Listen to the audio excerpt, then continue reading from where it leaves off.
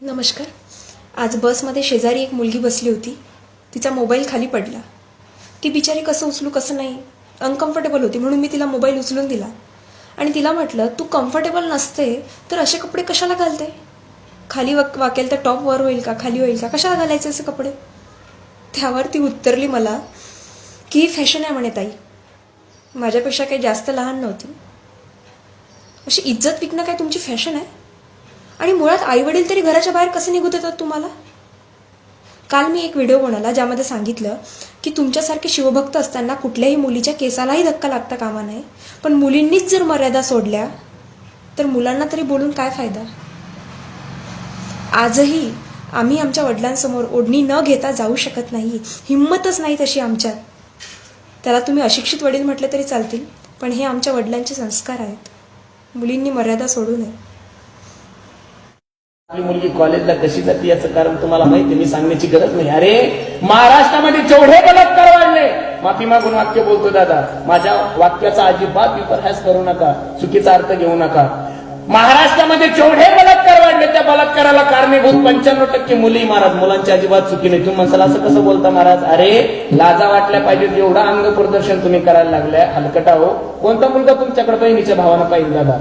मुस्लिमाची मुलगी जर कॉलेजला चालली तर तिचं नख सुद्धा दिसत नाही. तुम्ही उघड्याच कॉलेजला जायला लागल्यानंतर लोक बलात्कार नाही करणार तर का पूजा करतील का तुमची? म्हणून माझी विनंती तुम्हाला, इथं बसलेल्या प्रत्येक आईला आणि इथं बसलेल्या प्रत्येक बापाला माझी विनंती, नाही शिकली तर चालती, काय तिला चुलत सांभाळणार, दुसरं काही कलेक्टर थोडी होणार आहे ती, काही गरज नाही महाराज. पण जर ती शिक्षण घेऊन वाईट मार्गाला जात असेल तर ती न शिकलेली बरी. माझी विनंती दादा तुम्हाला, अरे तुम्ही कसं जीवन जगता? सावित्रीबाई फुले यांच्या वंशामध्ये जन्माला आले लोक आहोत आपण. कुठे सावित्रीबाईचं जीवन, कुठे हिल्याबाई होळकरांचं जीवन, कुठे माझ्या जिजाबाई साहेबांचं जीवन, कुठे माझ्या मीराबाईचं जीवन, आणि कुठे तुमचं आमचं जीवन दादा? अरे पुणे मुंबई सारख्या सिटीमध्ये जर गेले ना तर एवढे कपडे कमी घालतात या नालायक मुली की माणसाला पाहून लाज वाटते त्यांच्याकडे. कसे बलात्कार होणार नाही महाराष्ट्रामध्ये? सिंधुताई सपकाळांचं एक वाक्य दादा, तुम्ही मोबाईलवर बघा. सिंधुताईंनी सांगितलं, अहो ज्या दिवशी मुली अंग भरून कपडे घालतील त्या दिवशी महाराष्ट्रातले बलात्कार कमी झाल्याशिवाय राहणार नाही. म्हणून माझी विनंती दादा, तुम्हाला माझ्या बोलण्याचा राग येत असेल, राग आला तरी तुम्ही काय गोधड करणार आहे? पुढच्या वर्षी कीर्तनाला बोलवणार नाही. याच्यापेक्षा तुम्ही काय करू शकता दुसरं? बरोबर आहे का नाही? मी तुमचा आहे, तुम्ही माझ्या आहे, तुम्ही माझ्या सर्व बहिणी, तुम्ही सर्व माझ्या माता आहे. म्हणून मी तुम्हाला सांगतोय दादा, दुसऱ्याच्या लोकांचा आदर्श घ्या रे. एक मुलगी बुरखा घालून कर्नाटकमध्ये कॉलेजला गेल्यानंतर प्रिन्सिपलने सांगितलं, पोरी तुला आमच्या गणवेशामध्ये यावं लागेल. पोरीनं काय सांगितलं प्रिन्सिपलला माहितीये? सर माझा धर्म मला उघडं राहायचं सांगत नाही महाराज.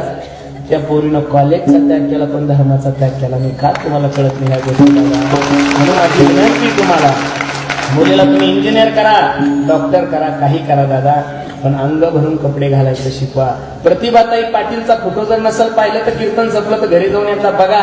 इथपर्यंत मनगटापर्यंत ब्लाऊज होते त्या मायमाऊलीची. कुठपर्यंत? काय नव्हतं करतायत तिला? भारताची राष्ट्रपती होती ती, पंतप्रधानापेक्षाही मोठं पद होतं. कोणतेही कपडे घातले असते तर कोणी काही बोललं असतं? अजिबात नाही. पण दादा हा भारत देश असा आहे, इथं कैटरीना कैफचे मंदिर नाही झाले, इथं